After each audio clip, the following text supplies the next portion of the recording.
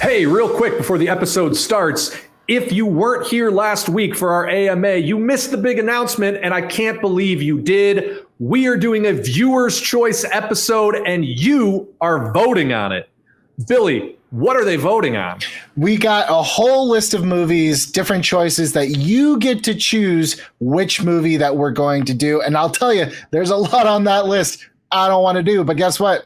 It's not my call. You guys get to vote and decide which movie you want to see us do next. And as an extra monkey wrench for that ass, you get to pick the John Peters moment. You scribes out there, write in on the poll your John Peters moment, and we will have to do it. Yeah, and whatever we choose, I promise, I will cast Tom Holland in it. You guys have till Sunday at midnight to get it done because we've extended it. So get on there, vote, and make your choice heard. You can find the link to the vote in the description for this very episode, in the description for our AMA episode. If you go to any of our social media, you have at Ed Greer Destroys down here. You have at Ron Swallow and at Dorky Swallow down there. You have at Billy A. Patterson on Twitter over here. I don't really do much social media, but just find the link. The link is live until midnight tomorrow. That's midnight Sunday into Monday. So go and vote, make your voice heard. And now stick around for one of our wackier reboots of season 3. At a major Hollywood studio,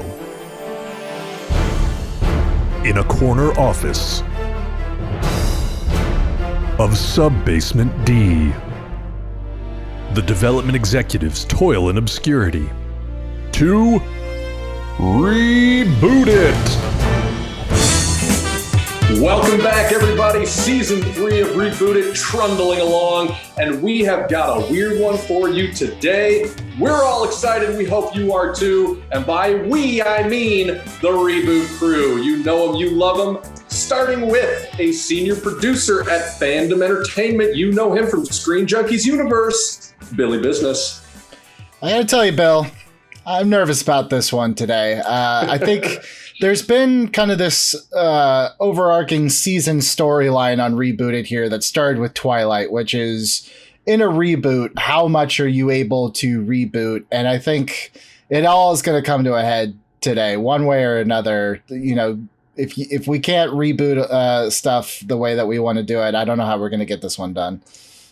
Well, listen, I think the four of us are always able to come to some sort of agreement, but whether or not the people who watch us agree with us, that might be the argument. Guess we'll see.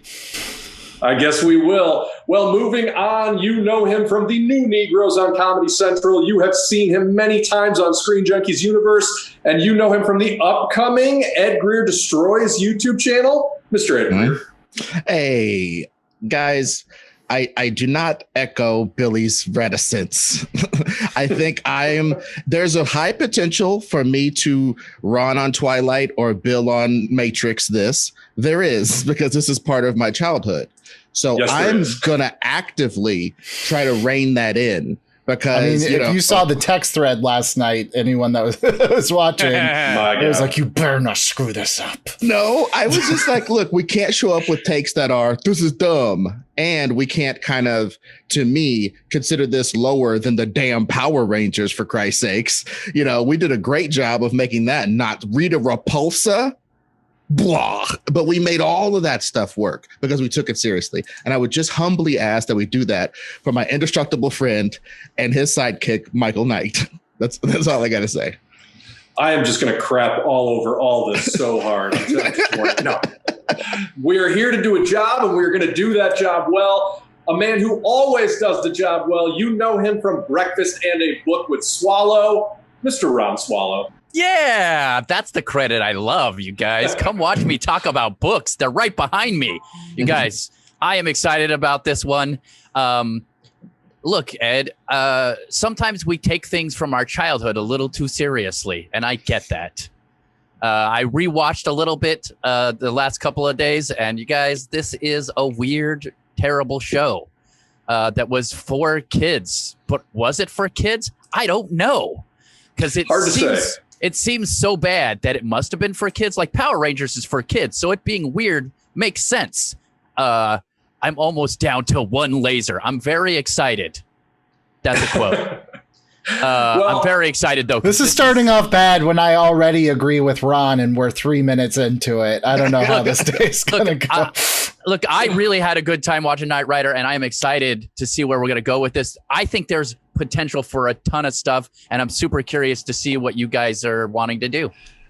Well, that's it right there. Today, we are rebooting the 1982 television classic, Knight Rider. This one is interesting because this is the perfect sort of dividing line between me and Billy on the younger side of the Reboot crew and Ed and Ron on the slightly older side of the Reboot crew.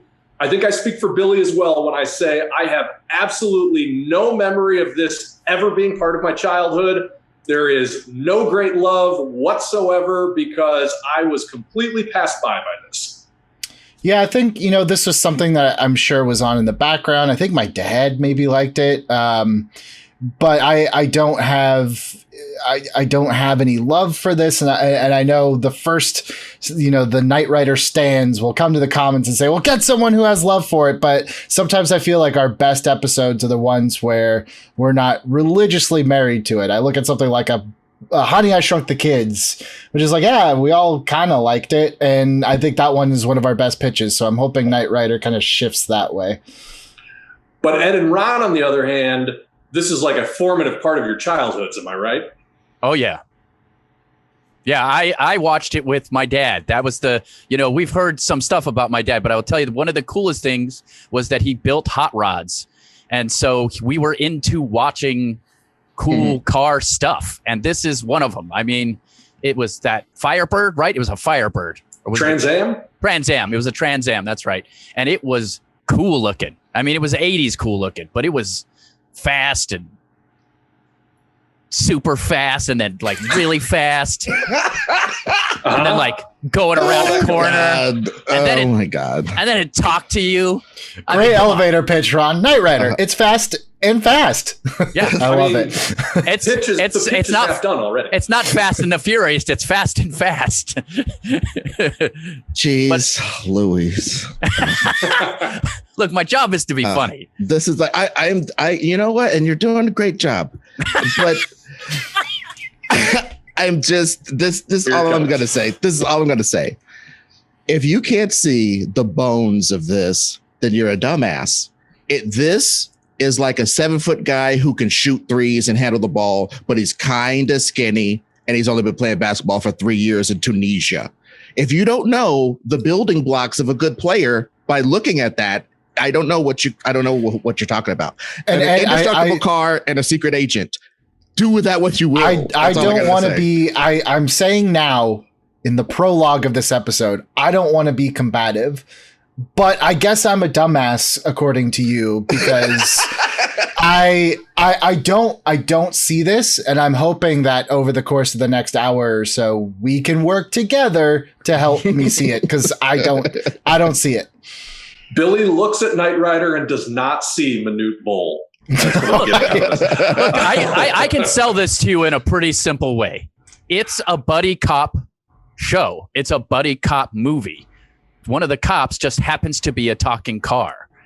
In it, KITT is a smartass a lot of times. He's constantly making fun of Michael Knight. And if you write those things correctly and you get that going in the right way, I think you can make this funny and kind of and fun at the same time and cool. Like, I think there's a potential for that to happen. You just have to go at it right. And that's what we're going to do, because that's what we always do, guys. Well, I think tone is going to be a huge part of this conversation. But let's get it out of the way first. The little bit of the history of Knight Rider. So like we said, it premiered in 1982, starring a young, fresh-faced David Hasselhoff, starring the voice of Mr. Feeney from Boy Meets World as the voice of KITT. And then a bunch of other people who you really didn't care about because this was the Michael Knight and KITT show. The show ran for 4 seasons, 90 episodes, was one of the biggest things on television. And then, maybe not as well known, spun off into several made-for-TV movies, including Knight Rider 2000, Knight Rider 2010, and Team Knight Rider. And then finally brought back, already rebooted, we should note, in 2008 with a 2-hour made-for-TV backdoor pilot that Fox tried to use to launch a new generation of Knight Rider, starring, yes, the long-lost son of Michael Knight, with a cameo from the Hoff himself. That got actually pretty decent ratings. The show ran for 17 episodes and then was ignominiously canceled. As it stands right now, there's been a movie version that's been floating around Hollywood for a while. At one point, James Gunn was attached to it. I believe right now James Wan is attached to it. But we have never seen KITT properly on the big screen. And I think that's what our task is today. We could approach this and say, how would we make a Netflix series? I don't think that's what we want to do. As we've done in the past with The Flash, for example, let's take this property that really has been developed for television, even though he's appeared in a couple features, and let's build it out. Let's give it the rebooted treatment for a big summer blockbuster adventure. Are we all agreed on that? Mm-hmm. Yeah. Perfect. Sure. So that's where we are. Like I said, I think tone is a big one here because this could either be a Lord and Miller 21 Jump Street style situation, or this could be a Fast and the Furious style situation. I guess the last thing I will say before asking you guys what we think an audience is bringing into this, I would almost posit that this has been rebooted as a serious drama, and it was called Person of Interest on CBS, in which a reclusive billionaire invented an AI and recruited a streetwise mercenary type to work with the AI to go out and solve crimes. It just wasn't a car. So that's another thing to kind of keep in mind is like, this is a formula that has worked again on television. They made like 150 episodes of that show. So, gentlemen, as we always do, let's start with the big question. What are people bringing into a reboot of Knight Rider, if anything? Who wants to go first? Okay, fine. I'll go first because Jesus. Okay, look, this is the thing, and I'm going to be really real with you guys. The only thing you need is the indestructible car that's smart and a guy. That's it. All of the rest of it, frankly, past the pilot, is pretty immaterial. He has a mechanic named Bonnie who takes care of the car. He had a later mechanic named TJ who was a young Ute from the inner city who knew how to work cars, and KITT got messed up in the hood. He has a minder, like a exposition guy named Devin. I don't need any of that. I don't care. I watched it on my daddy's knee, and I don't care about any of that. I care about an indestructible car, and I'll do you one better. I'm okay with it being a 1982 example of AI introduced to the new world. I'm super okay with that because that's hilarious. I'm okay with it being funny. I'm not going to be a weird stick in the mud about it. But if you can't cram adventure and funniness into the concept of a car that talks back to you when you're on missions, I don't know what to tell about your dramatic sensibilities. I just don't. All right. Ron, what do you think an audience brings to this? Cheesiness, expectations of something of ridiculousness, I would say. And yeah, they want an indestructible car that's cool. And honestly, I also think they might want the 1982 version. Like, there's just a part of my brain that says, let's do this 82 Trans Am. I'm not committed to it, but it is something that I think could work into the comedy if you do it right. And that would make it, I think it lends itself to being funny because, I don't know, I have a couple ideas. I know we're not doing ideas right now, but I think that keeping it an old school car and having AI into it can make it pretty funny. So I'm curious to see what your guys' ideas are, but I think people just want to go in seeing something kind of cheesy and funny and fast. Remember the fast part? Fast. So, Billy, as someone who doesn't have the childhood connection, what do you think an audience might bring to this movie? So in the mid 90s, mid to late 90s, KISS did a reunion tour. They brought back all the original members. They put the makeup back on. They did all the fireworks and everything. They were bringing it back. And Paul Stanley, he did an interview where he said the hardest part about the reunion tour was that, these kids that went and saw our show, they're now adults and they're coming to see this show, and we can't give them the same show, because if we gave them the same show, they'd be like, that sucks. We have to give them the show that they've built up in their heads that they remember seeing when they were 7, because I guarantee you it felt much bigger to them when they were kids. So they had to build a whole tour that was basically what you think you saw when you were 7 years old, which is a huge challenge with any nostalgia property. And I think that's why a lot of them fail, is because they give you what they gave you X amount of years ago instead of giving you the idea of what you had, giving you the feeling, and giving the feeling of something is very difficult. So when I hear these ideas about Knight Rider, what I think the audience thinks of Knight Rider, the general audience, is, oh, that was that really cool show I loved as a kid with the car and the action. I think if they watched it now, they'd be like, oh, this is something different than what I remember it. So we have to, I think an audience expects something out of Knight Rider that Knight Rider actually never was or never fully attained. So it's like you have to set the bar much, much higher to make it as cool, because you're chasing a feeling, not necessarily remaking Knight Rider. I think that's dead on. I mean, I see Ed's nodding vigorously here too. I'll say this. I mean, I'm going to put even finer a point on it. I think for any audience under 40, the expectation is a little bit like, why would you even make this? Because if you're 38 or younger, you don't have that sort of, like, this means nothing to you. This is a pop culture joke. Like, this is something that you know more from being parodied on The Simpsons than you do as something that, like, is awesome. And I think that probably makes what Billy said even more important. Like, you have to live up to the idea that, no, this thing is like the coolest thing anybody's ever done with a car in filmed media. That's sort of the expectation that you have to fulfill if you're going to make this thing.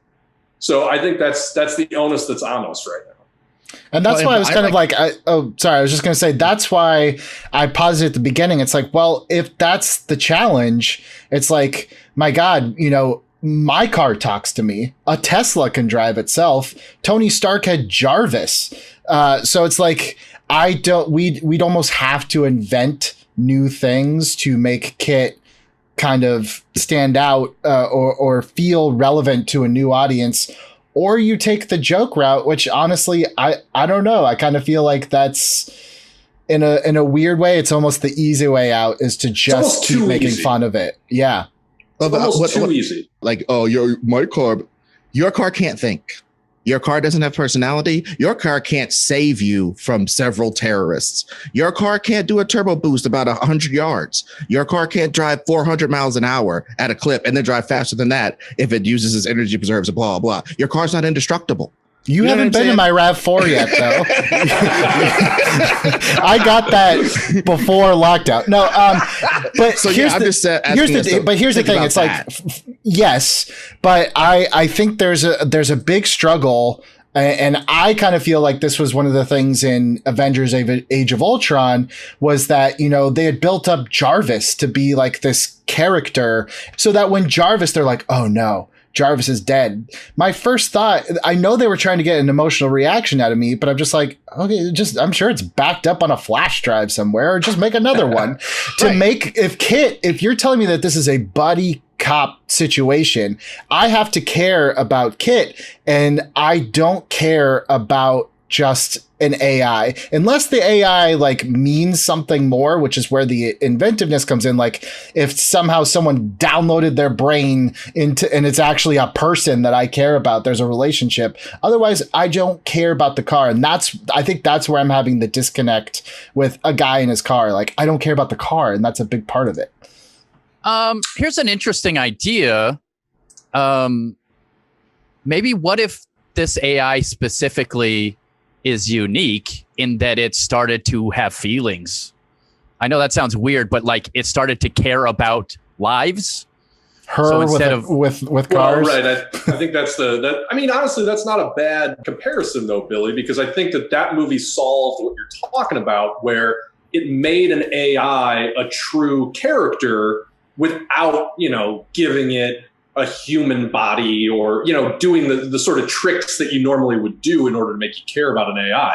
It was 100% just down to the emotional connection between the AI and the main character. I don't know how you And I agree, but think about, I was going to say, I think that movie's beautiful. I think it's brilliant. But that whole movie took its time to nurture that relationship to make you believe that it's real. So spoiler, when she leaves at the end, you feel something. Sure. That doesn't jive with a comedy version of this, or B, like trying to split that emotionality with also a kick-ass action movie. It's difficult. I'm not saying it's not impossible, but I'm saying that's the challenge. Well, because if we're good. Well, I was just going to say, before we go too far down the road of trying to parse out what we should do or not do, I do think it's important for us to take that step back and try to assess what is Knight Rider about.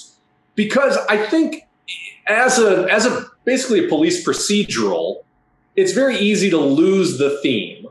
And I think that it's important for us to discuss this because it's going to inform kind of how we approach the story for the movie.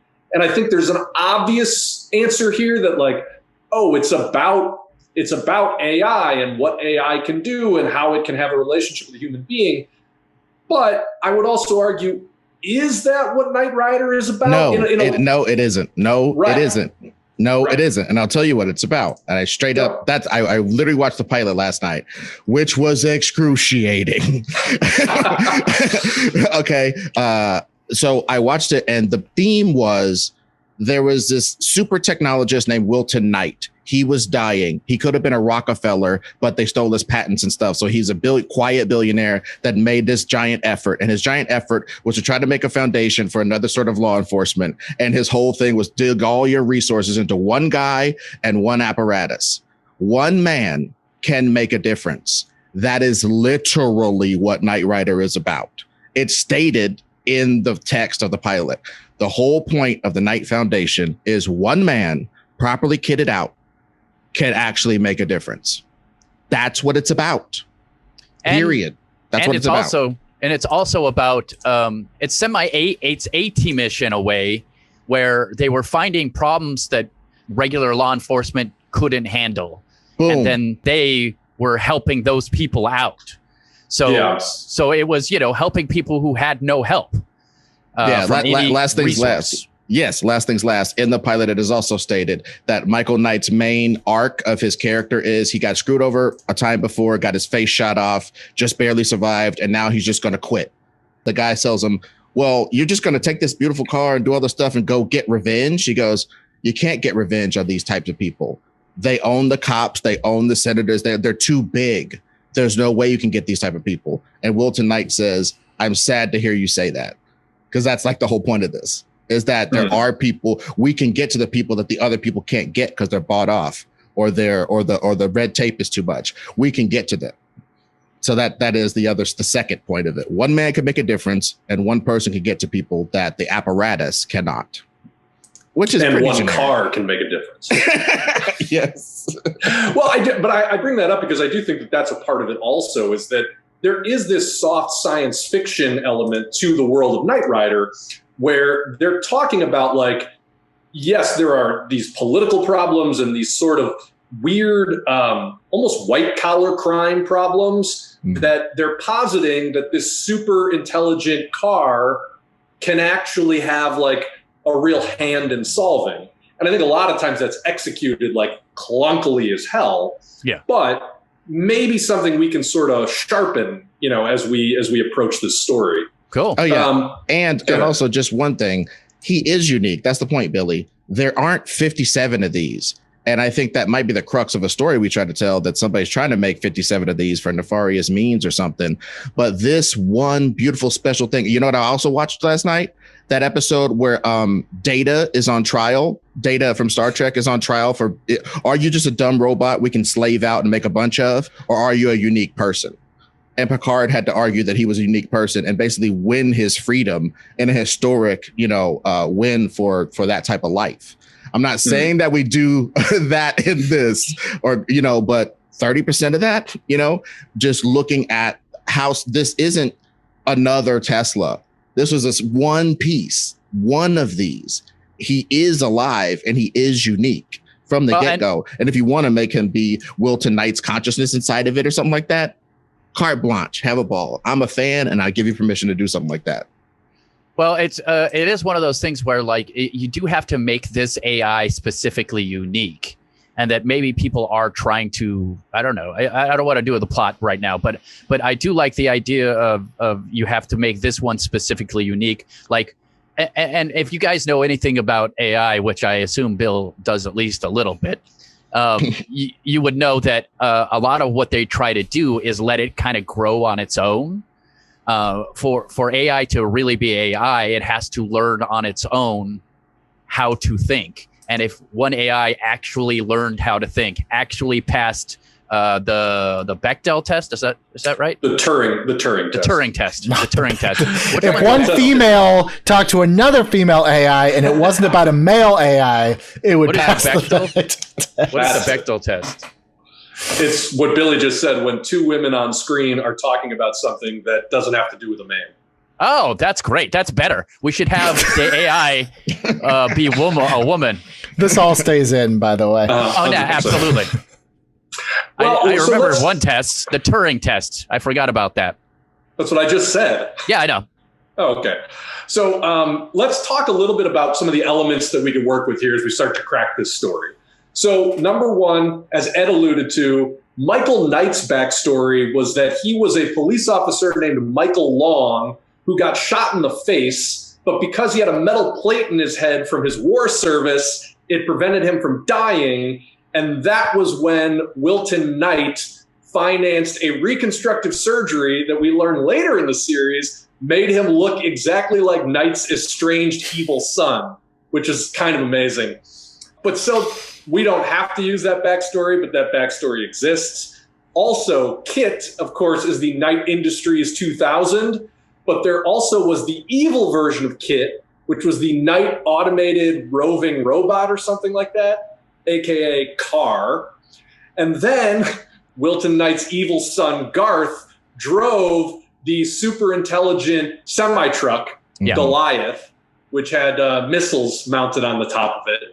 So there are all these evil versions of KITT, but we could, of course, go even further down that road of, KITT's indestructibility and KITT's super intelligence being applied to other vehicles. I'm still struggling, I guess, to find a jumping on point, because I feel like all I'm still getting out of this is a guy in his car, and it's a really cool car. And that's a really cool guy and fast. I just I don't know. I can't think. I'm trying to listen to see if something sparks an idea, and that's what I was saying. I don't even know where to take this. I get, we asked the question what's the tone, and I don't know where to take it unless we pick a lane and really commit to it.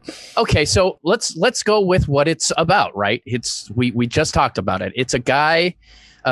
It's about one individual being able to make a difference in the world, and some guy believes that guy can do that, right? And he's made this AI. I'm sorry, that's that's just an empty platitude. That doesn't mean anything to me. That's so is Batman, so is Superman, so is every superhero. It's one guy can inspire or change the world to do something. It's but what else? What does this have to do with the car? What does it have to do with the guy in this car? I feel honestly, for me, the part I'm struggling with is I feel this car is a damn ball and chain. It's any cool thing that you could come up with this guy, you have to somehow incorporate his talking car into it. Again, that's not that. Okay.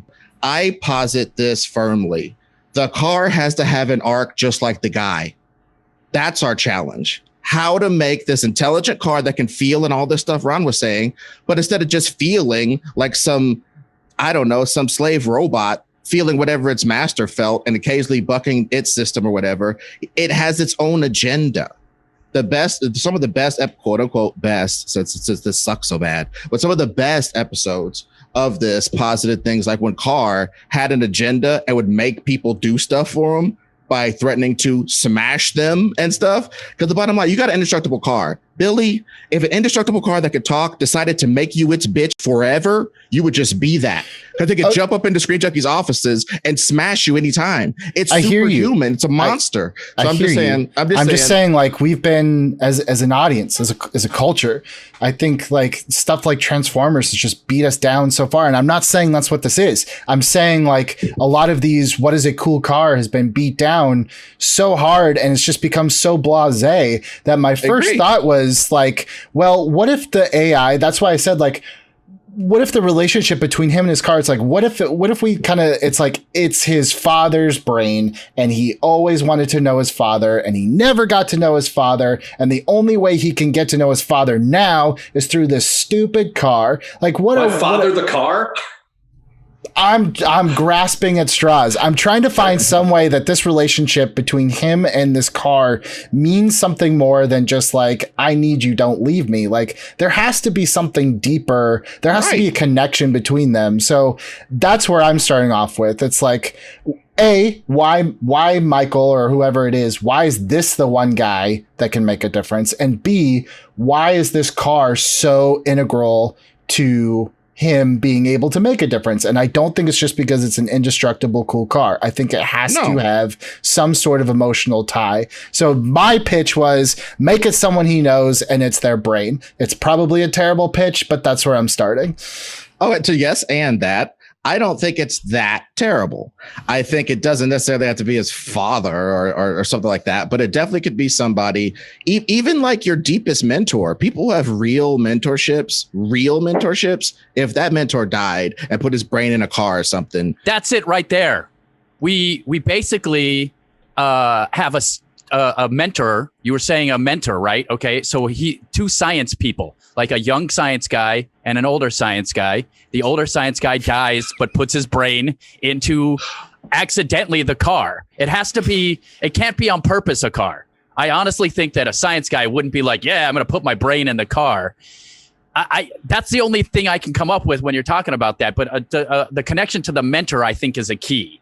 Because if you have a mentor, there's almost a deeper bond sometimes because it's a built bond. Like parental bonds sometimes aren't as built as that seems. It's you have to bond with this person. A mentor bond, I think, is like a more genuine bond. And so, yeah, I made it goofy because, he's a science guy. But right, dude, no. And plus, it could be his father figure. Maybe his father is dead. You don't have to like pan away from this kid talking to this old man. Like I'm thinking, I know people have said that people wouldn't accept the Marty McFly Doc relationship in modern day. I think if you actually put a story to it instead of just had people assume it, they would. But I just imagine you're friends with a Doc Brown, and Doc Brown is in the DeLorean, and you have to have an adventure to avenge him, and the DeLorean has to avenge itself. And if his science was being looked at in the first place, and some sort of like, I don't know, rich corporation or military-minded group heard about it, they would love to get something like that they could start to control a little bit, right? I mean, in theory. This feels so kind of rote, which is fine. We just no. You're right. On it. You're right. I mean, I was like, what if we did it the other way around? Like, look, this is the last pitch I'll make on this concept, and then we can move on. But it's like, what if you do it the other way around? What if Michael Knight is like freaking Ethan Hunt, and he gets killed? Like in the first 10 minutes of this movie, like what? Our protagonist is dead, but his consciousness or whatever gets put into this car. So we explain why this car is so tactile and knows so much that it does. And what if it's someone ordinary? What if it's his wife? What if it's his girlfriend? What if it's his daughter? What if it's his son? What if it's someone who's not supposed to be our freaking Ethan Hunt? That is our lead character. And that makes it a little bit more, at least interesting. I think, pairing a smart car with an already great law enforcement person just sounds like Her meets RoboCop, which is not as appealing as that sentence is. Yeah. Hold on, though. But I actually like your idea because then the arc is the car / our Ethan Hunt turning this person into a badass by the end of it, right? I mean, that's the idea. I mean, there's it almost lends itself to a more comedic approach if your Well, Michael absolutely. Knight is the most badass person we could get, if it's like The Rock, and then your person that takes over the car that is actually our human that we're following is more of a comedic figure, Yeah, because that's the comedy take, which I don't know. I can't much- tell with Ed's eyes if he's like, I hate this, or he's thinking. So Well, can I jump in a little bit here? I think that you lose something by making the AI like a person whose consciousness is downloaded.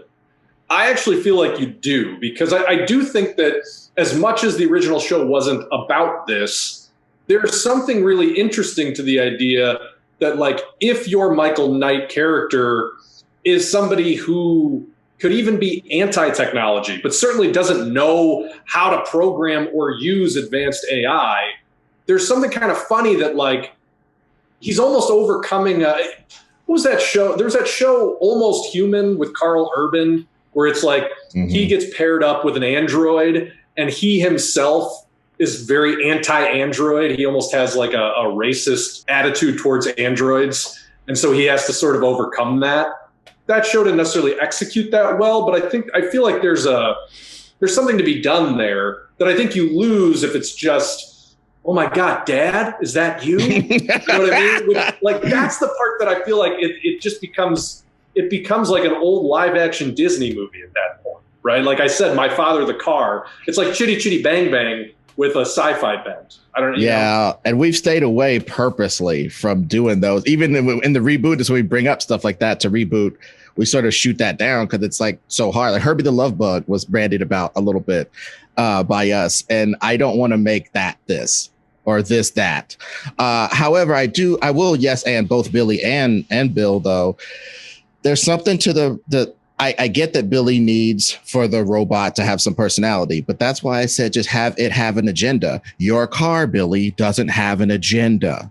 Your car doesn't have an enemies list. Your car doesn't have people from 20 years ago that it wants to literally smash under its wheels. It doesn't. And our car could have that. Also, and maybe the car's arc is going from thinking like a machine, which is destroy threat or whatever, into the more nuanced thing of like, we got to bust these guys or whatever. I don't know. Maybe that's dumb. But the point is, I do like, also from Billy's pitch, maybe not a super badass in the car, but somebody who maybe is intelligent, but maybe not all the way badass. Here's look, I'm not married to this, but just listening to what Ed was saying, I mean, another comedic, but maybe more action oriented take on what the car's arc could be. What if the car starts off but like by the end of Act 1, the car is basically Skynet and wants to kill all humans. And your Michael Knight character has to humanize this murderous AI. And that becomes like the advantage of their partnership is like, first of all, thank God the AI is trapped in this car, because if that AI gets out onto the internet, it's going to nuke everybody. And then as whatever chase or whatever is happening, Michael Knight or whoever has to teach the AI to value humanity and like try to do good things instead of kill everybody. So it's like the John Connor T-800 kind of relationship. Maybe. And I mean, honestly, I could see a Lord and Miller style action comedy in that vein where, again, it's not about like the car has something to teach Michael Knight. It's like Michael Knight better get his act together and shore up that car, because if that car, like I said, jacks into the internet or whatever, like it's lights out. There's something kind of interesting to like treat the AI the way movies always treat AI, which is like, oh, it's going to come to the conclusion that human beings should all be dead. And then how do we change that? You know what I mean? Like that feels like a somewhat vital story. You're bucking against decades of what Hollywood has told us about AI. Well, to yes, and that a bit. I don't know if it's necessarily that he wants to kill everybody, but again, I want the car to have an agenda, and I agree that if there was a 1982 Firebird that used to like jack into the local police net to catch a guy who was driving, and Michael Knight had to catch this guy, so he jacks to the local bullshit.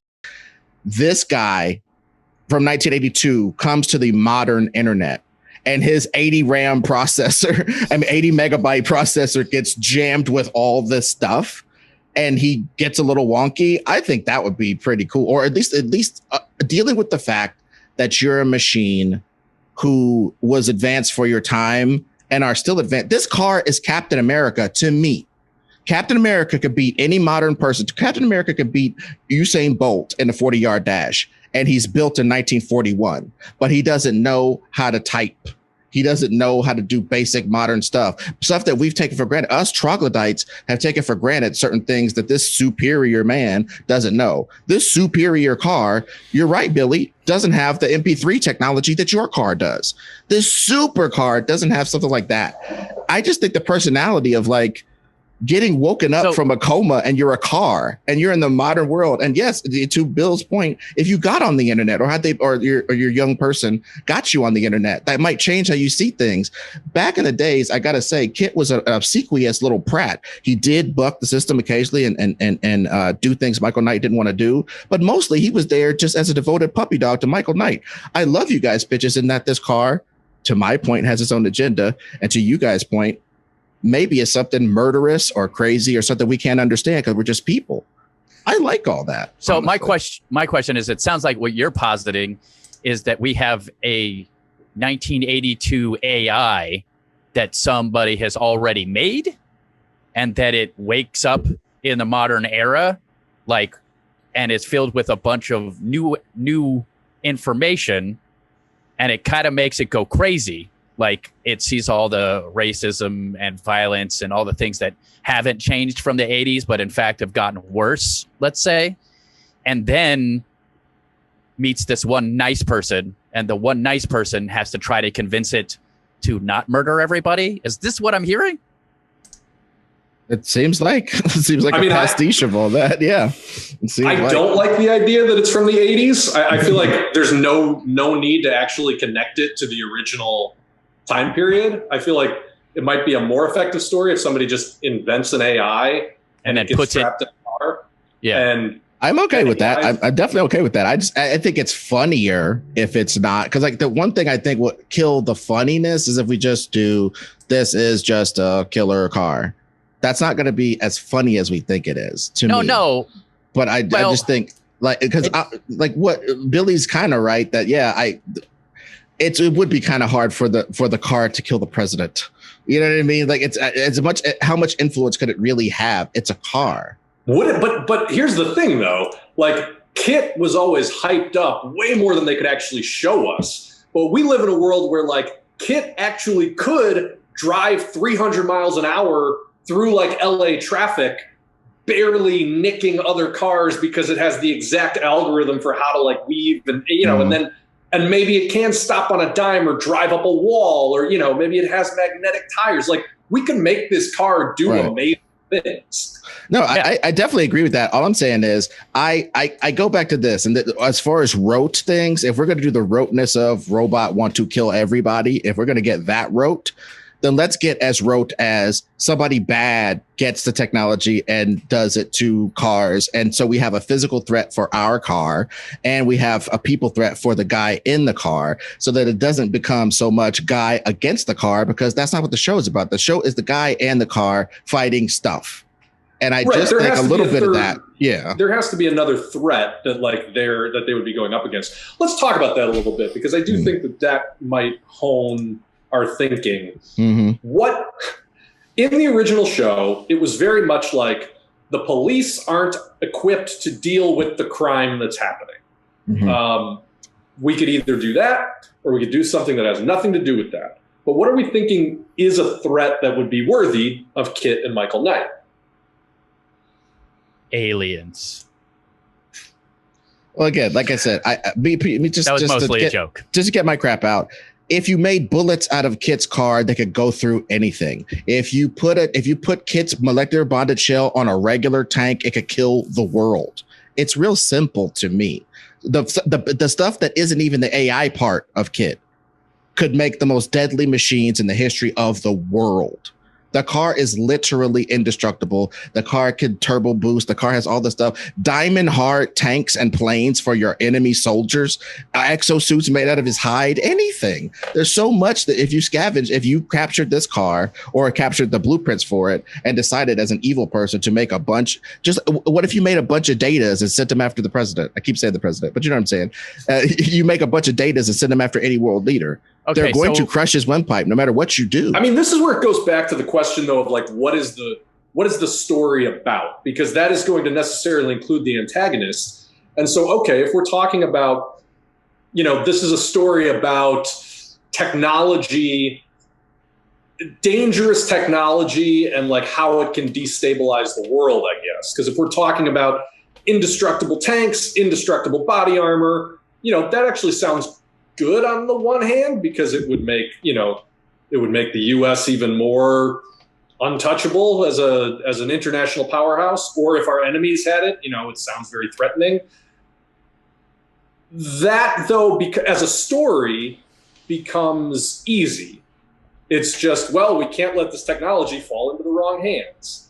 Is that the extent to which we're trying to build this story? I think it has to have fallen into the wrong hands. I think that's the story. To me, it isn't. But you understand my point is that the theme doesn't materially change whether it's already fallen into the wrong hands or not. It just becomes a Frankenstein story. Like, don't mess with scientific forces you can't hope to understand.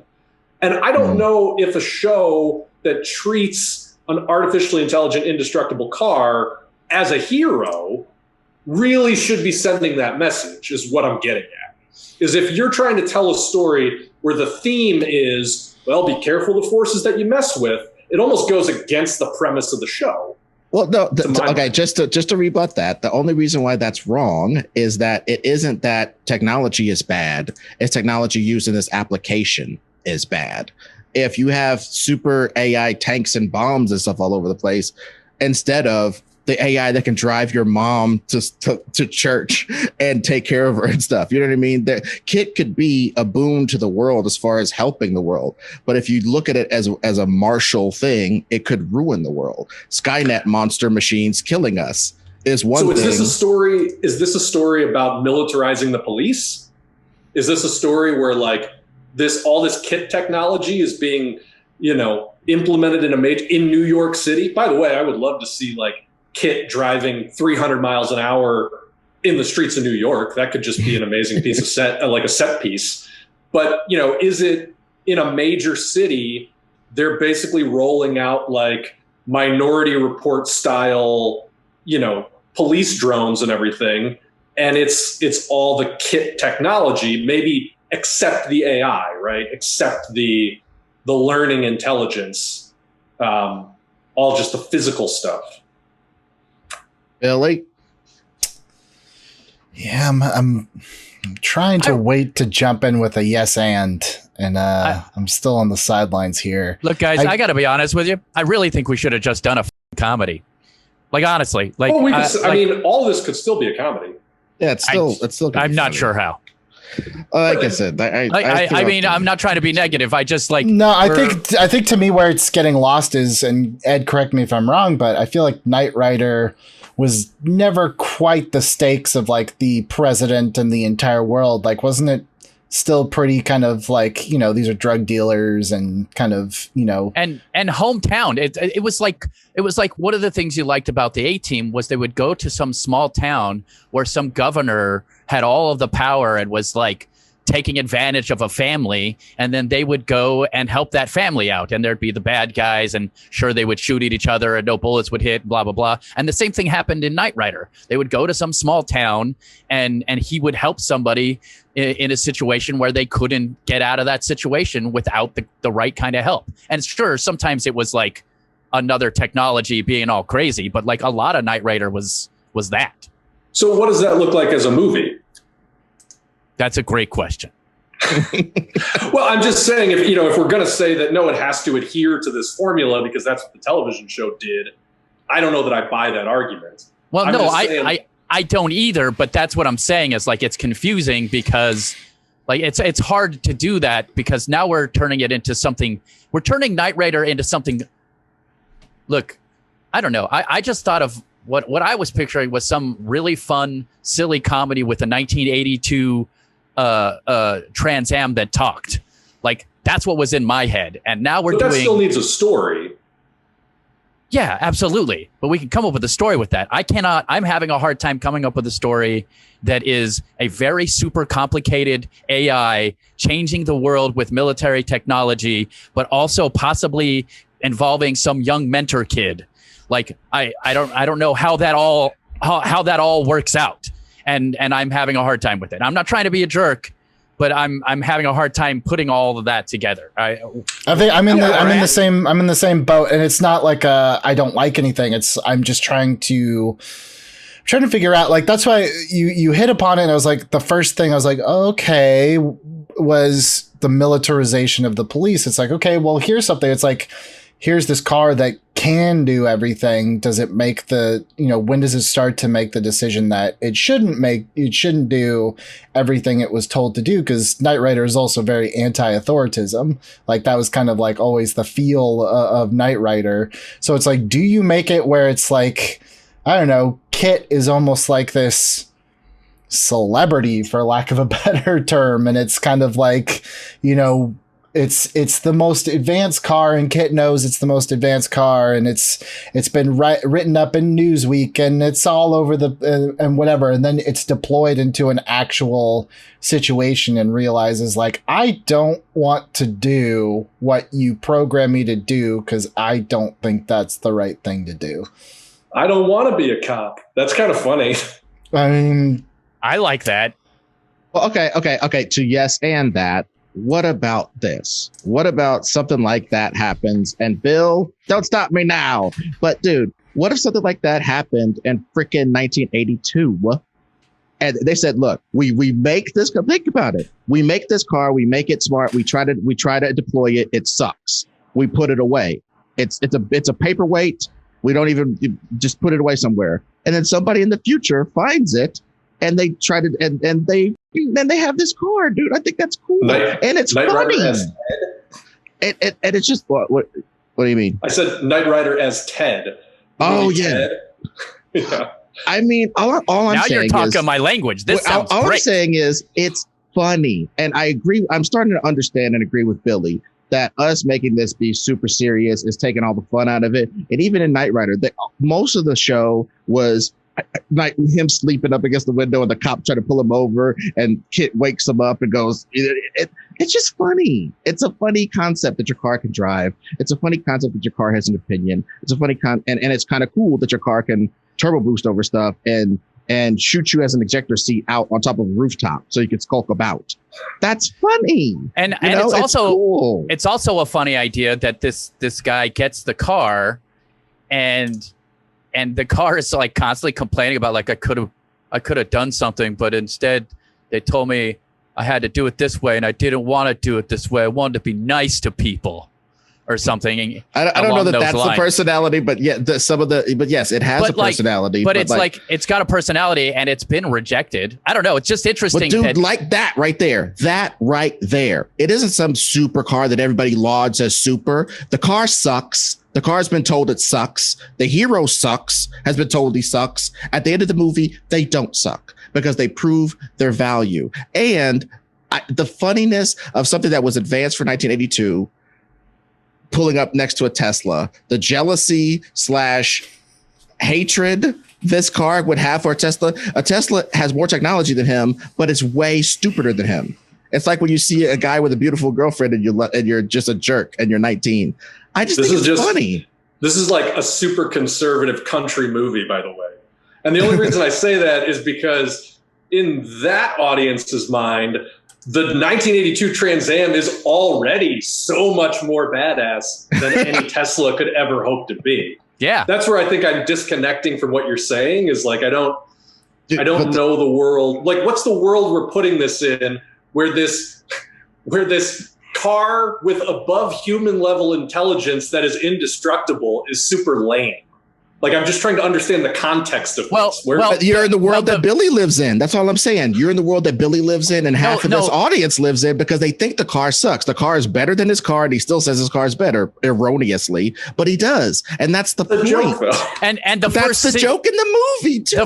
The first scene is them trying to use this 82 AI car to do police work, and it's like, yeah, but that guy just did that because he was scared he wasn't going to eat. I'm not going to go run him over, or something along those lines. And the cops are like, oh, this car is bullshit. It's not helping us at all. And they literally just... You almost have to do the Kingdom of the Crystal Skull thing where it's like that very first scene in the warehouse where Indy does the whip and he's flying and you're like, yeah, classic Indy. And then he like falls on his ass. He's like, well, can't do that anymore. Like you almost have to take that whole approach to KITT where it's just like KITT's about to rev up and do something awesome and the carburetor breaks or he's out of gas or something. Like you'd have to wimpify it a little bit. You'd have to dumb it down. I don't think you would have to because there's so many things he literally can't do. How can he get on the internet? Wi-Fi wasn't invented. Somebody would have to literally put they would have to take out a regular Chevy, the whatever makes this regular ass Chevy these days have Wi-Fi. Take that out and cannibalize it and put it inside him. And such an indignity, I am perfect, but he's not. What if the kid or adult or whoever who gets the car is the guy who, puts that in there and then it starts learning and then that's when it starts making like decisions to want to be able to help people. And now we have to decide what the problem is though. Like, is it a small time problem? Is it a big problem? What are we looking at for the problem that they're going to be solving? Right? Is that what we... Sure. It sounds based on what you guys are saying, almost like there's some town somewhere in the US where the FLAG program, the Foundation for Law and Government that the Knight Institute was trying to put into play, actually like revved all the way up, right? Yeah. So the Knight Institute FLAG program in Modesto, California, gets put into play. And so KITT is integrated with the police. Fast forward 20 years, and it's a huge failure. And they're so sick of working with KITT. And the FLAG program has just become a total embarrassment, so they mothball it. And so now you pick up maybe 15, 20 years after that, and it becomes KITT has been sitting in the Indiana Jones warehouse for 20 years. The police are just back to normal. So now why are we pulling KITT out of mothballs? What happens? I think he gets sold at an auction. Okay. This is even sadder. Keep going. Oh my God. That's kind of brilliant. And the kid the kid gets him and is like, finds out that his car talks. And so a meth dealer buys KITT at a police auction. Literally Aaron Paul in Breaking Bad. Wait, this could be kind of amazing if like a small-time criminal buys KITT and tries to use KITT to like bolster his criminal operation. Oh. And then they start to have conflict because KITT's like, no, we're not going to do that. I mean, literally think about if Aaron Paul in Breaking Bad bought the Knight Rider car and then found out that it was intelligent.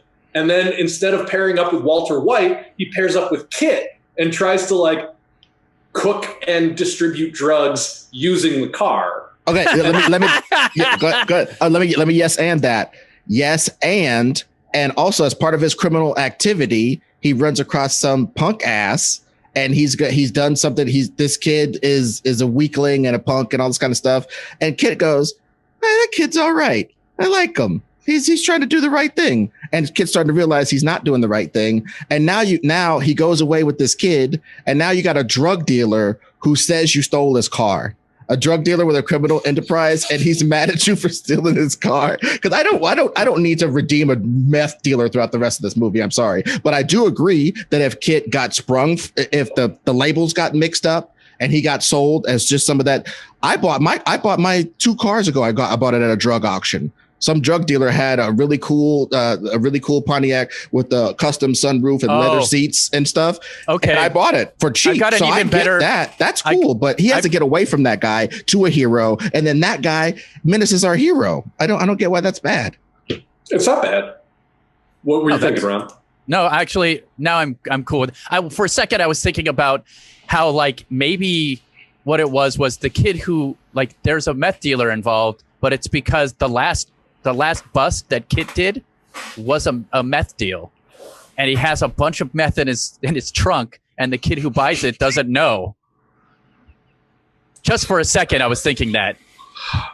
That's a little off the rails, but or cocaine. But either way, true romance with KITT, and then the other guy's trying to get the drugs back from KITT and from the kid. I don't know. That's a little ridiculous, but let's go. I like your stuff better, so forget that. Let me just pitch this, because this is a little bit not what Ed was saying, but where I thought we were going to go was if KITT is bought by some low-level drug dealer who's in way over his head, and then there's a whole new fleet of militarized police, artificially intelligent police vehicles who are sent out to bust drug dealers, but it's way over the top and way overzealous. And now this kid tries to get away using KITT, fighting the new generation of KITTs.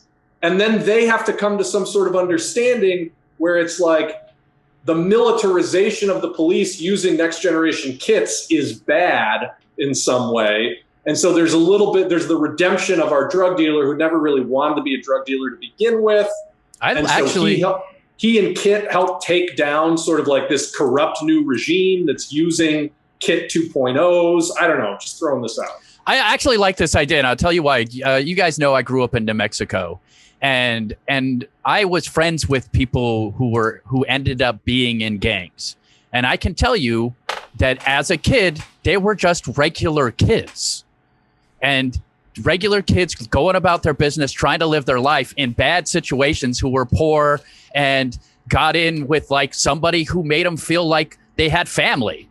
And then they ended up being drug dealers, and they were good kids. And I'm telling you, like, yes, he's only selling drugs to like get his mom out of the hospital or do something nice and good, something save the cat style. Fine. Doesn't know what else to do.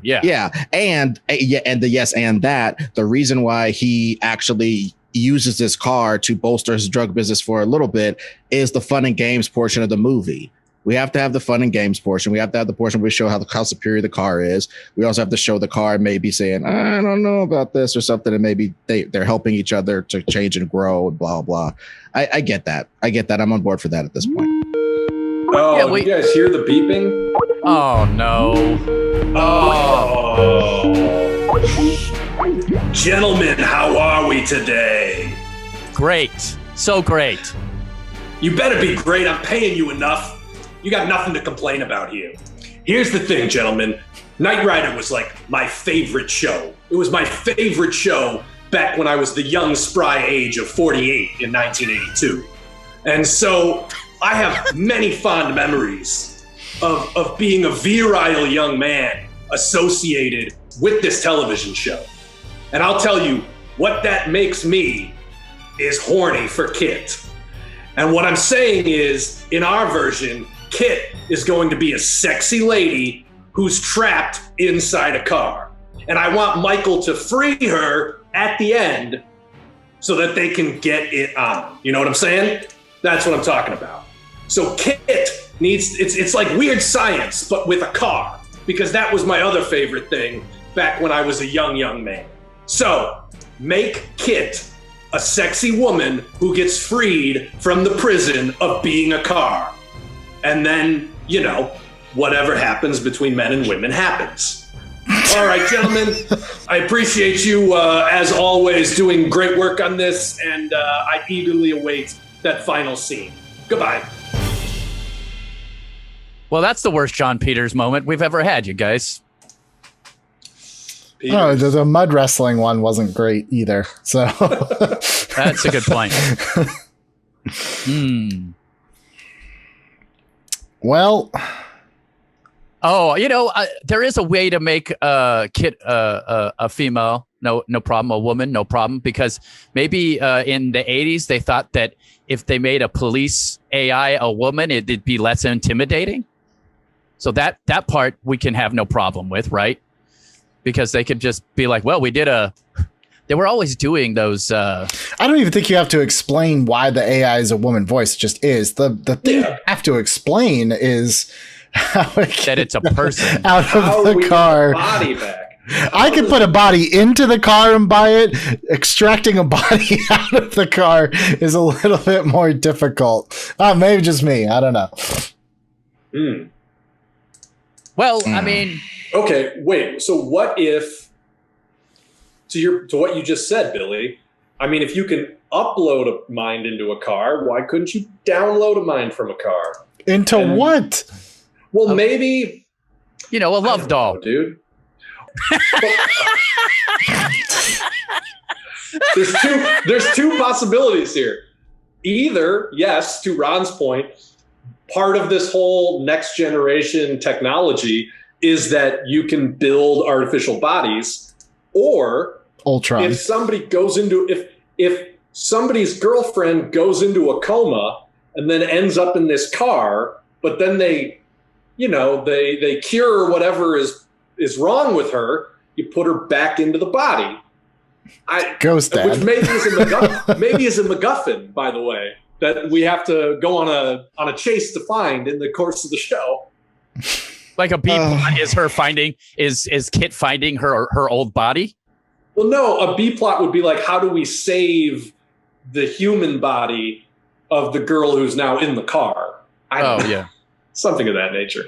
Like, we need to get, it's like what was that in Star Trek Into Darkness? Khan's blood, saves everything at the end. It's what's the equivalent of Khan's blood? This was almost getting to a place where it was borderline watchable, and now we have regressed, I don't know, an hour and 16 minutes back to the beginning. I'm going to posit that there was always this lady named Bonnie, and she used to work on the car. And I say that some sort of message from Bonnie that comes through time from inside the car to tell the young person something is the best that I could do, man. What about this? Why isn't the drug dealer? I'm going to call him Aaron Paul because it's easier. What if Aaron he's like, man, this car's so great. I wish you were a person. And then at the end, he finds out it's based off of this person who's a real person. And he goes and he finds that girl. And it's like, oh yeah, that was the voice and the model for. Done. And she would love to see KITT, to see that her work and her work that was deployed in 1982 in this humanistic way, and it failed because the powers that be didn't want it to work. They wanted a militarized crap fest police force. They didn't want this pacifist police force to work. So they sabotaged her work and ruined her stuff. And she lives on in the car. And then later this old lady comes out and she sees her work and she sees the new work that they're going to do. That's great. And then those two people make out. I was just going to say, Peter's just insinuated that happened, so we could totally play dumb. A long hug would suffice. Uh-huh. Also, there's some. You could cast it. Look, if it's Mary Steenburgen at the end of this movie, she's sexy as hell at 60, whatever she is, 70, whatever she is. True. I'd also like to posit that maybe it's cool if an older lady makes out with a younger dude. No, Ron, no. Peters wouldn't like that. Peters is totally the other way. But yeah, okay, I think we're going somewhere, guys. So okay. Again, I love the police force jazz now. I like that. Maybe I would scale down the police force from a bunch of them to one new prototype jerk off vehicle that's a real asshole that our character can defeat, because I feel as though a prototype versus prototype across time. Come on, man. That sells itself. And the best part is that you can have that AI, since we're doing it based off of people, since we've decided that, we can make that be whoever drives the car is based off of that guy. So it's two assholes inside of, like, it's the asshole car and it's the asshole inside of the car. So whoever and they're perfectly bonded through that. Yes. Sort of the whole point of the original Knight Rider was the car had imprinted upon Michael Knight. It did what he said. It kind of tried to anticipate his needs and thoughts. Sometimes it would just zip around a vehicle because it knew that Michael would want to do that and stuff like that. You put that into this bad guy's vehicle, whereas you got just some kid driving an old clunker versus a perfectly bonded neuro soldier in his giant truck with missiles and stuff. Come on, man. That's you're setting up a thing for your car to fight. You're setting up a thing for a hero to fight. And it's also definitely a truck with like big wheels. Just a big ass overcompensator. Like if your penis is very small, this is what you drive. Yes. Giant wheels, the side up to your shoulder. He's got Mountain Dew inside of the car. He's got a flat-billed hat. Well, he doesn't have to have the flat-billed hat. But you know what? As long as the bottom half of this screen right here is having a blast with it, then I'm fine with it. It seems to be going somewhere worthwhile, I think. Yeah, I think it is. Look, because Ron reeled us back in, and I think Bill's expansive want to be a giant AI fest helped us out, and your ridiculous reticence helped us out because it tempered my gung-ho-ness. You know what I mean? And it's something that neither one of us would have come up with. But I just think I like the idea of the car having an enemy and the guy having an enemy. It is what the show is. That's what it is. Plus, I love buying a car. If you've ever bought a car at an auction, it is a trash fest, and it's awesome. All right, so let's start casting this thing, and we'll do a little bit of a recap. So we have Aaron Paul, essentially, who buys the car at auction. We need a sexy lady voice to be the voice of KITT in this one. We're going to have some sort of militarized policeman who's driving KITT 2.0. We're going to need the voice of KITT 2.0. Maybe we even want to throw in there as sort of a secondary antagonist, like the local big-time drug lord who our protagonist is going to run across. And maybe that big-time drug lord gets taken out by KITT 2.0 to really like put KITT 2.0 over. And then maybe we could even do like an old chief of police or mayor or governor or something that is behind sort of this militarized police if we want to cast that guy. But yeah, so Aaron Paul, sexy lady voice, evil police military guy, voice of the evil police military car, and maybe Danny Trejo as the local drug lord, something of that nature. So what are we thinking for all those roles? I want Danny Trejo as the chief of police. Fair enough. Fair enough. I just think that's hilarious. I love that. So wait, just clarify for me. The voice of KITT, which is going to turn out to be this older woman later, that's the same actress? Like we need to think of an older actress that is the voice of KITT? Yeah. Who did you say before? I mean, I jokingly, but not jokingly at all, said Mary Steenburgen. Okay, there. I support that. She's not right for the role.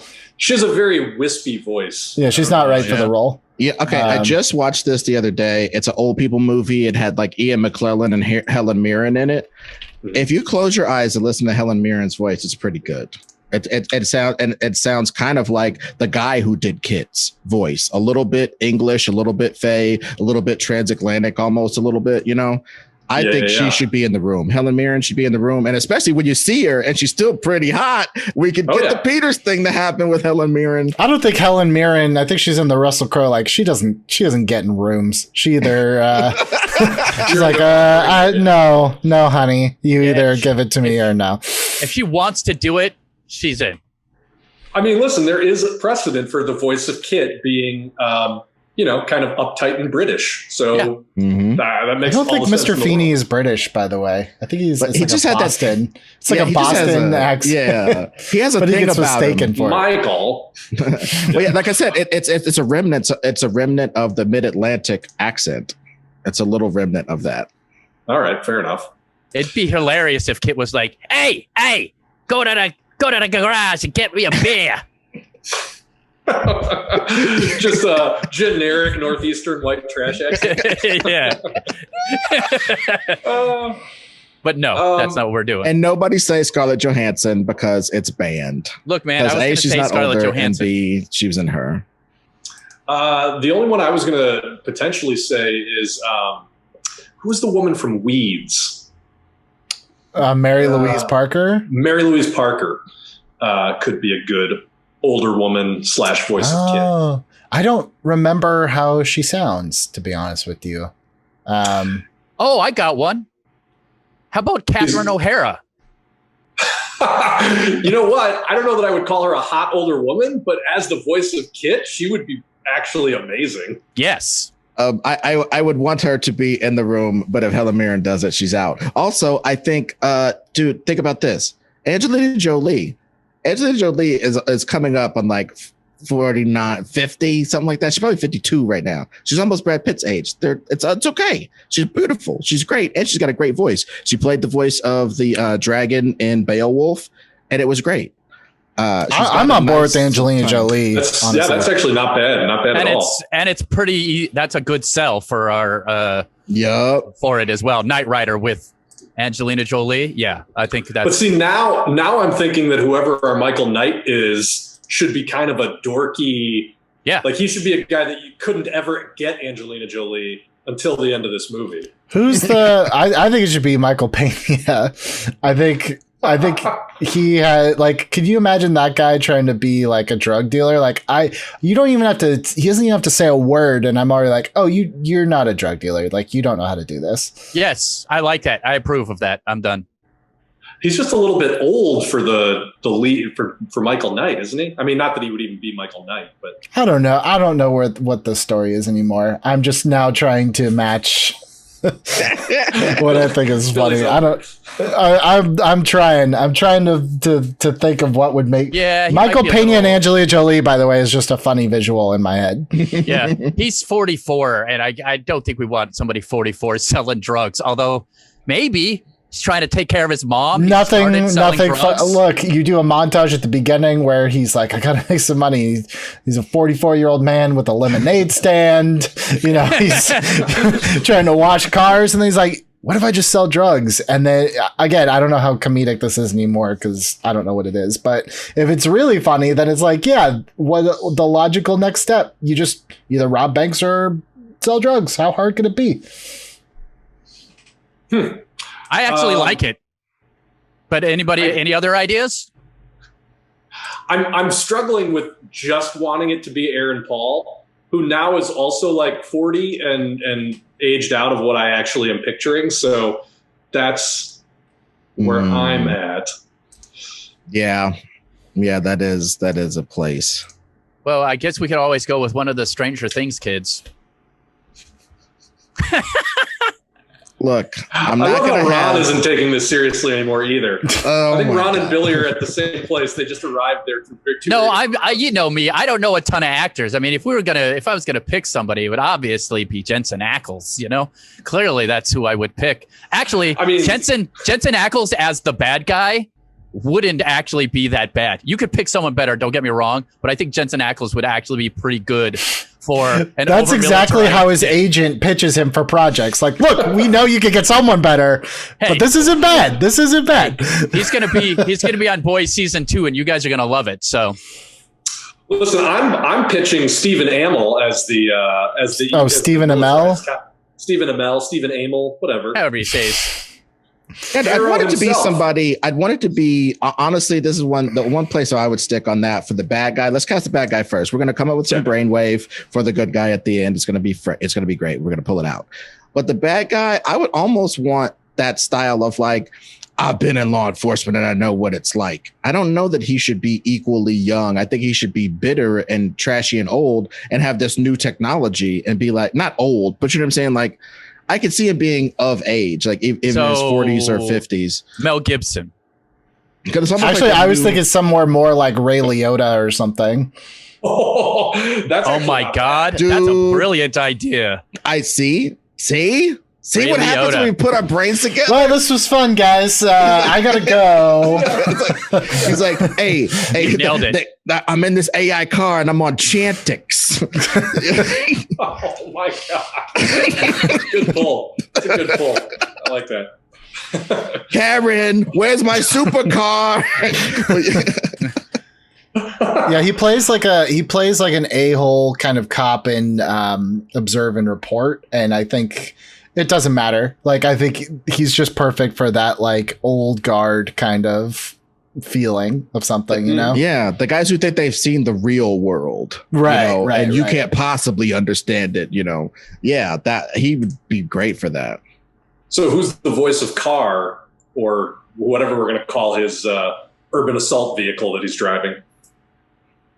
So like, man, like a mobile action. Ed Asner?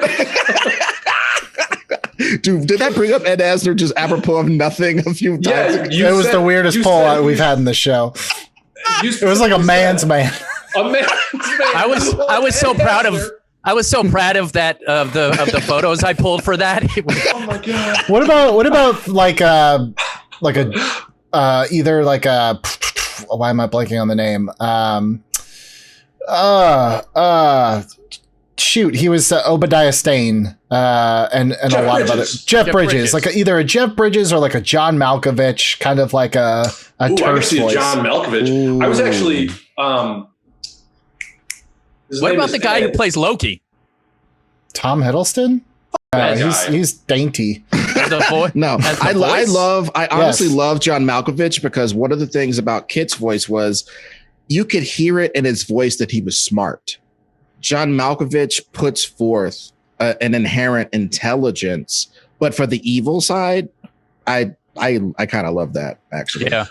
Who's the guy who plays the mission control guy in Apollo 13? Ed Harris. Ed Harris. That would be another Yeah. Malkovich Yeah. level choice. Okay. Yeah. I think he's got the gravitas. He's got the gravitas. Just think of him doing that speech in The Rock Mhm. and put that in a car. Yeah, I could see it. I could see Either it. one of those is great. Yeah. Yeah, that's Okay. that's a great room. That's a great room. And those dudes are old, so they have to audition. Sorry, you don't just get the hella mirrored treatment. Okay, so who is some kind of wiry, like strung out young comedian? Come on, this is your guys' world. Who's a guy that we could give a break driving KITT? Pete as Davidson. this- I knew Pete Davidson was going to come up, and I veto that so hard I can't Too- even too stand. much. I just said it to piss you off, Ed. I just said it to piss you off. Dude, oh god. The that problem guy. is that I'm thinking of people that I know who would be great at this, but they're So just why my not? friends. Well, fair let's enough. look for rising stars. I mean, that's the thing, man. Comedy's one of those things where the rising new star that you like is 45.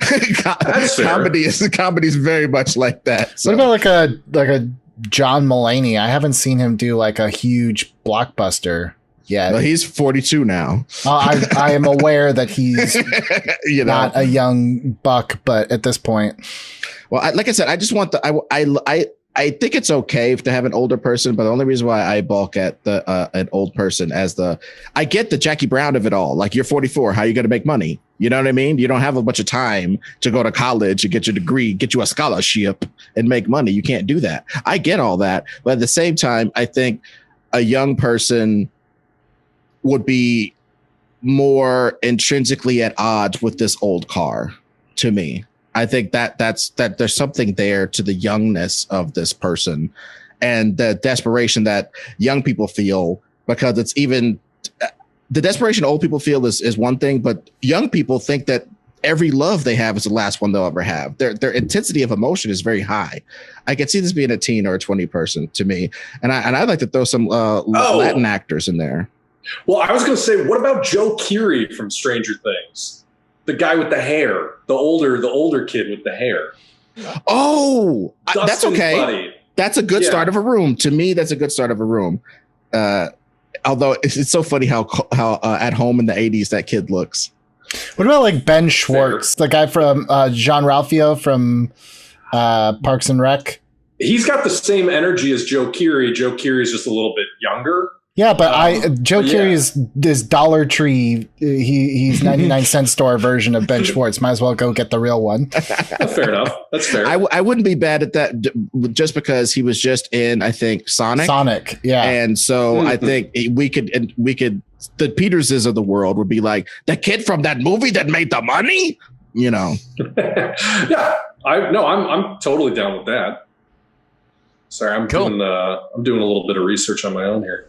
I know it's like my actors list starts at like 37 and up.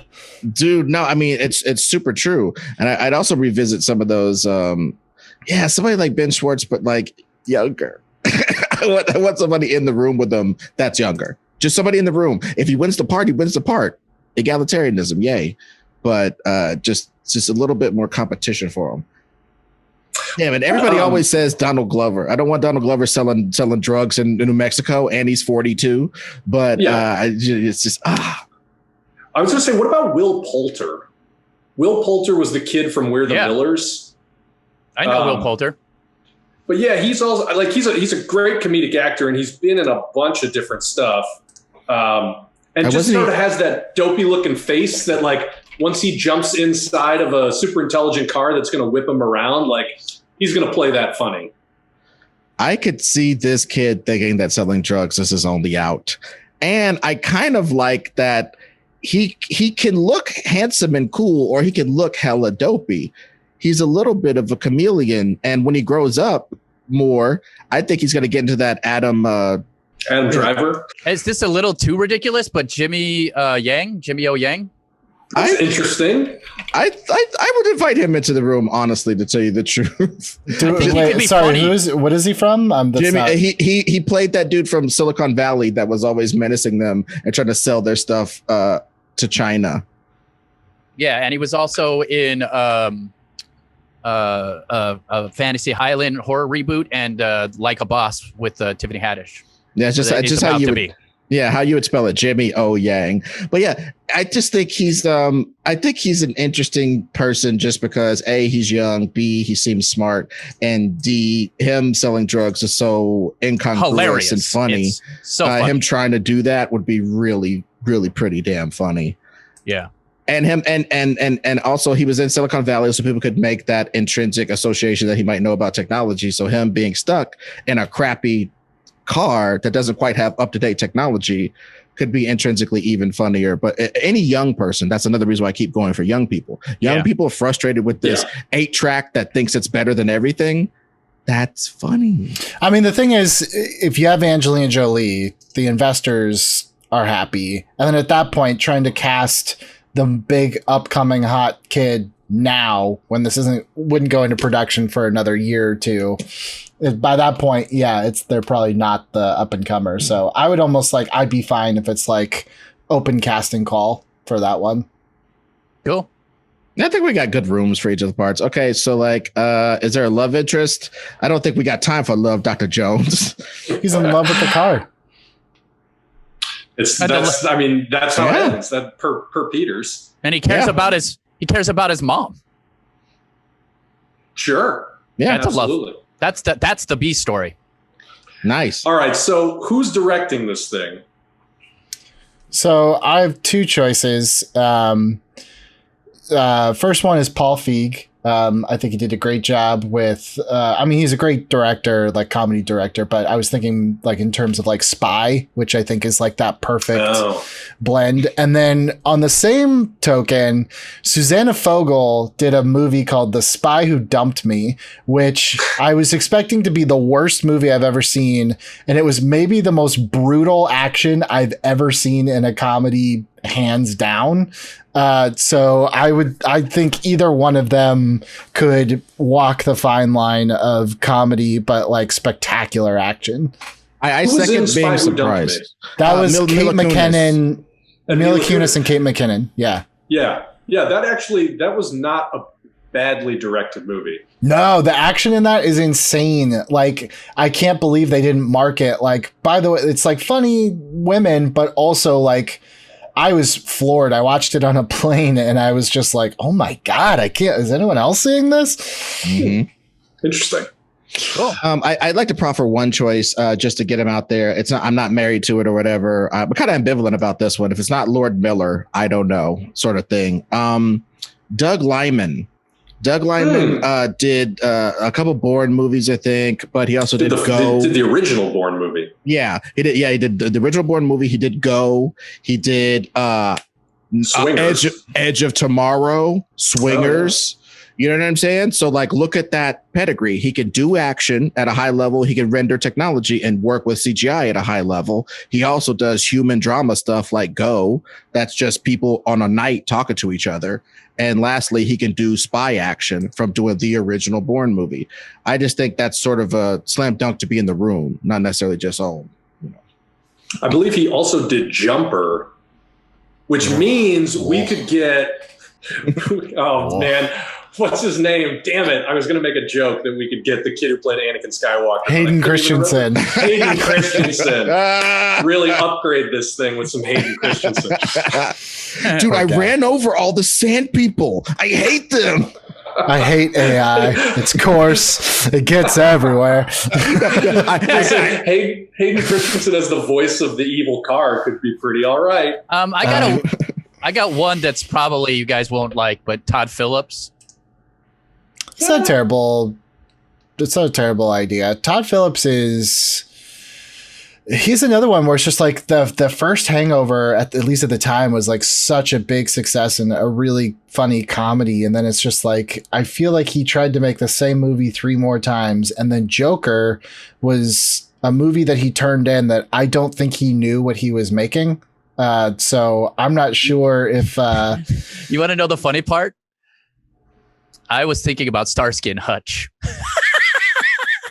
Oh, I totally wasn't even thinking about. I forgot that he did the Joker. I didn't even remember. You know what I would do, and it's one of those ones where it's just like, look, if we're just going pie in the sky and swing for the fences, you know who I feel like would probably be a big fan and would stop what he was doing to at least consider it?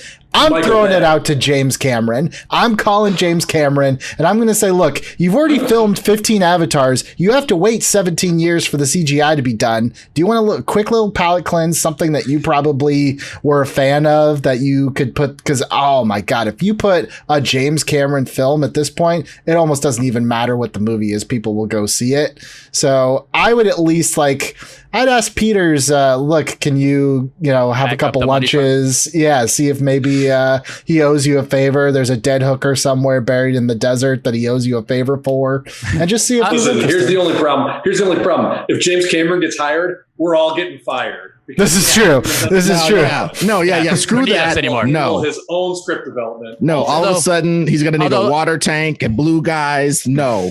In that same vein, I actually thought Jon Favreau would be another good guy to do this because he's pretty good at. I know. Swear jar. I know. We suggested him lots. But okay, but I got one person that I think is inspired, even more inspired than my super fresh Doug Liman pick. Mike Judge. I want Mike Judge to do a movie like this. A, he knows how to direct animation. B, he's directed cult classics like Idiocracy and things of that nature. I just think his wry sensibilities looking at the material could see some of the funny stuff that maybe we don't even see and supply us with an almost James Gunnian level of personality to the project. And also he wouldn't over direct it. I think it might hit a certain nostalgia, sure.